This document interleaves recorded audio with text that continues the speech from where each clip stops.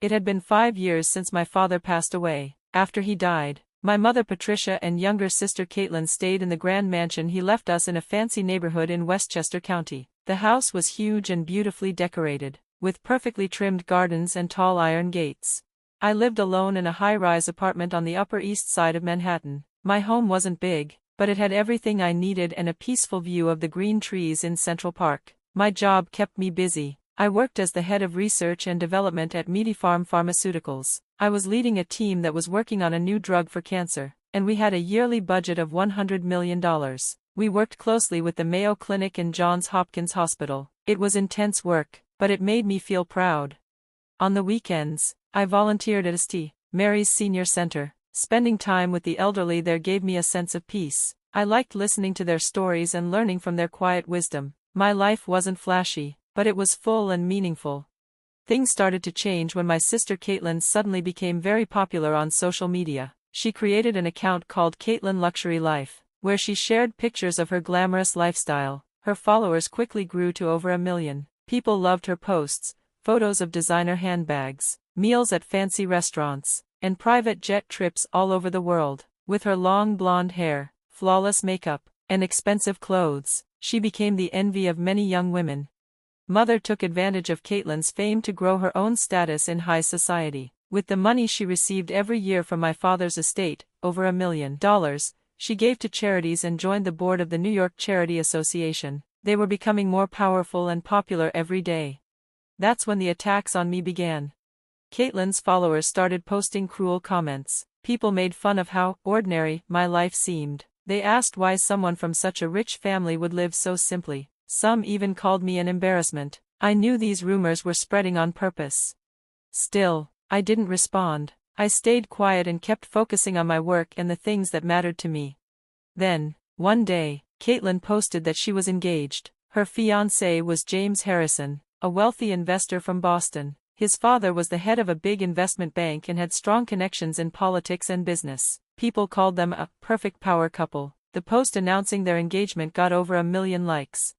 The wedding plans moved fast. They decided to hold the ceremony at the Plaza Hotel, a famous and luxurious place in Manhattan. They invited 400 guests and planned to spend over $500,000. Everything was top of the line: a custom cake from Sylvia, Dom Perignon champagne, and a gourmet meal. Fashion icons, celebrities, and wealthy guests were all on the list.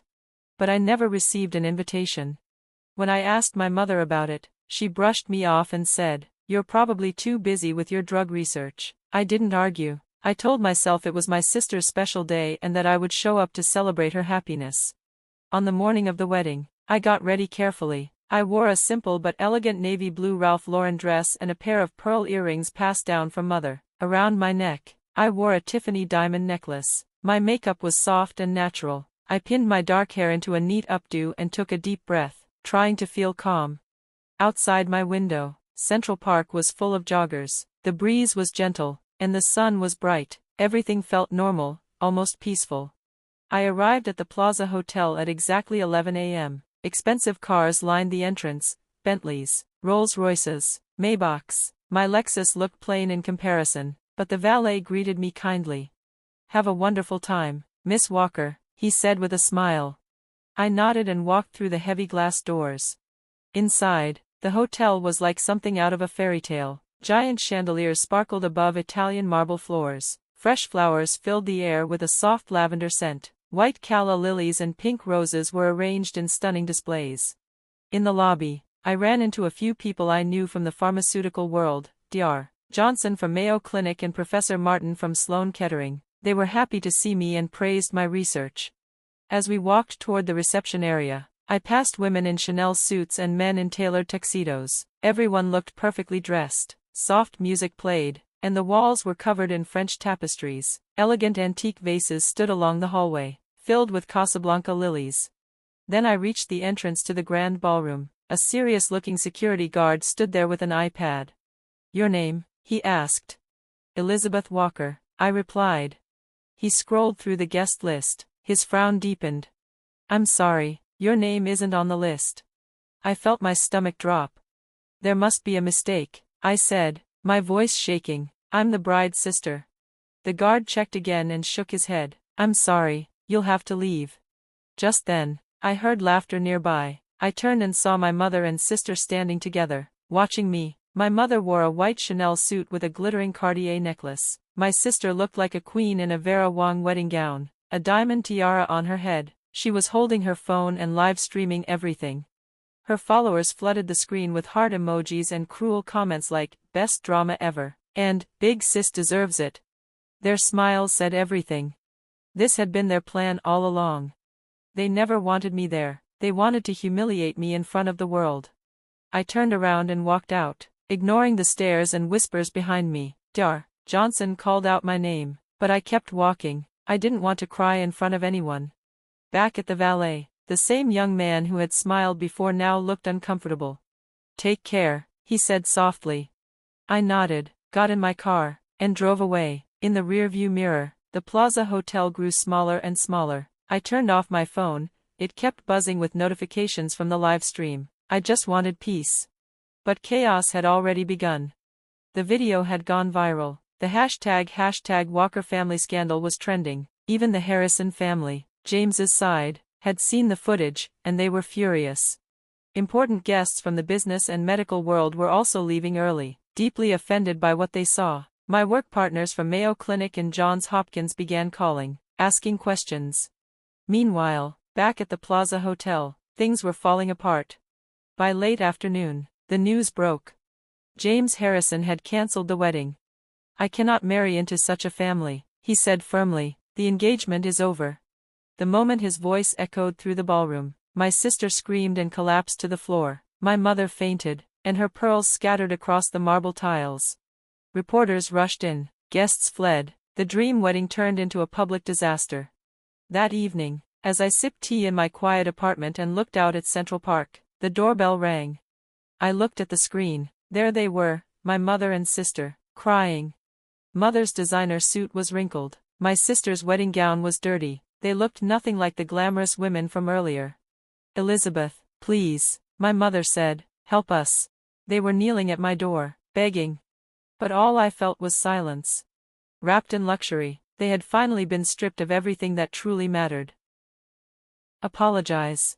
My sister's voice cracked as she spoke from outside my apartment door. The social media stream had finally stopped, but her phone screen still showed harsh messages pouring in. Her follower count was falling fast. It looked like companies were pulling out of sponsorship deals one by one.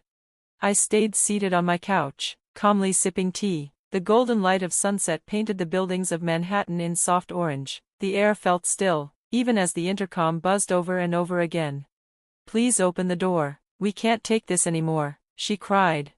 Their shouting turned more desperate with every passing minute. Online, the backlash was only growing. News channels across the U.S. had picked up the story, and people everywhere were talking about it. I walked slowly to the window and looked outside. In Central Park, life carried on like usual. Runners passed by, children played, dogs tugged at leashes, and students read books on benches. Everything seemed so normal, and that made the chaos at my door feel even stranger. My mother and sister kept shouting and crying. People in the building started peeking from their doors, watching. Security guards came over and quietly asked them to leave. "We can't let this go on," my mother shouted, voice raw with panic. At the same time, my phone began ringing again. It was a call from my mother. There were also over 100 unread messages, many from journalists requesting interviews. It was overwhelming. Then, something unexpected happened. A video from the Plaza Hotel's security camera was leaked to the media. It showed the moment I was turned away from the wedding. It also clearly showed my mother and sister laughing and filming me with their phones. That video went viral immediately. The internet exploded with anger. My sister's followers started leaving her page by the thousands. In less than a day, she lost over 900,000 followers. Her posts were filled with harsh comments. "Was everything you posted fake? Were those Hermes bags even real? Did you even go to those restaurants?" People dug into her old posts and began pointing out all the lies. Many of her luxury brand items turned out to be rented or fake. Most restaurant photos were taken from the outside, and the pictures of private jets were either studio photos or copied from other accounts. Some international travel photos were even photoshopped. Even worse, it came out that what happened to me at the wedding wasn't a mistake, it was part of a plan. They had left my name off the guest list on purpose. My sister had arranged to live stream the moment I was turned away, just to get more viewers. I wanted it to be a dramatic moment that people would talk about. My sister later admitted, that only made the backlash worse. Sponsors started canceling contracts immediately. Her $500,000 a year income disappeared almost overnight. Then came another blow. The Harrison family, James's powerful relatives from Boston, filed a lawsuit. They demanded repayment for the wedding costs, over $500,000, and another $1 million for damaging their family's name. James's father, the head of a top investment bank, made a public statement. The price for this disgrace will be high. The scandal even made the front page of the Wall Street Journal. As for my mother, her fall was just as swift. She was removed from the New York Charity Association board. Other groups she worked with refused to associate with her anymore. I never want to hear the name Patricia Walker again, one society leader said. Her name, once respected, was now unwelcome. Even the bank managing the inheritance from my father ended their contract, which meant her $1 million yearly income would soon shrink. More and more people came forward to expose the lies. Some even said the Hermes bags were bought from street vendors. The truth was out. Meanwhile, my company, MedyFarm Pharmaceuticals, received questions from the media about me, but the CEO responded quickly and firmly. Elizabeth Walker's work is outstanding. Her family's actions have no connection to her professional contributions.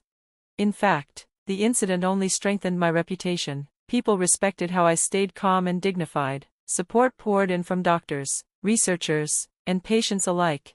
At the same time, our cancer drug project continued to show excellent results. We were close to getting FDA approval. Professor Martin even said, Elizabeth's research is going to save lives. But my mother and sister's world kept crumbling. They had to sell the mansion in Westchester County to pay for the lawsuit and legal fees. With no place in society, they moved into a small apartment in the suburbs. My mother's voice echoed in their new, quiet home. How did it end up like this? They sold off their designer clothes and handbags to pay bills. The glamorous life was gone. All that was left was regret. Then one day, I got a letter in the mail. It was an apology from them. The letter was full of tear stains and sadness. We didn't see your worth. We were too focused on image, too full of pride. We lost sight of what matters. But I had already made my decision. I could forgive, but I couldn't go back. Too much had happened. I needed to move forward, not backward. My reply was simple: please don't contact me again. A year passed. The light shining through the windows of St. Mary's Senior Center was soft and warm. I had just finished volunteering and was walking down the hallway when a kind elderly woman smiled at me from her wheelchair. Thank you for always coming, Elizabeth. Her words touched me. Spending time here gave me peace. Over time, I got more involved. I became a director at a nonprofit helping seniors. My life grew richer through this work. At MedyFarm, I was promoted to vice president. The cancer drug we worked on got approved. It brought hope to many people. My name appeared in respected medical journals, but the praise I appreciated most was quiet and sincere. Elizabeth Walker is a person of integrity. My old life, the one surrounded by family drama and fake social scenes, was gone. I had built a new life filled with purpose and honesty. Meanwhile, my mother and sister were still living in that small apartment. Their social media accounts had been deleted. Their fame and money were gone. Now, my sister worked at a small accounting office. My mother stayed home, knitting quietly. Their past glitz and glamour were just memories now. Sometimes, my mother still sends me letters. In one, she wrote, "There are more important things than money and fame. We had to lose everything to understand that." She enclosed a photo, just the two of them, dressed simply, smiling naturally, no makeup, no designer clothes, just peace. I walk past the Plaza Hotel now and then. The memory of that day doesn't sting anymore. It feels far away, like a story from another life. Now I focus on the present, volunteering, helping people, continuing research. My work gives me joy. My path is my own.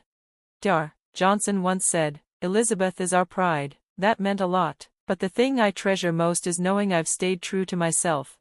Outside my window, the sky over Manhattan glows orange as the sun sets. Trees sway gently in the breeze. A new day is coming. And that, I've realized, is the greatest gift of all, the chance to begin again, with a heart full of truth.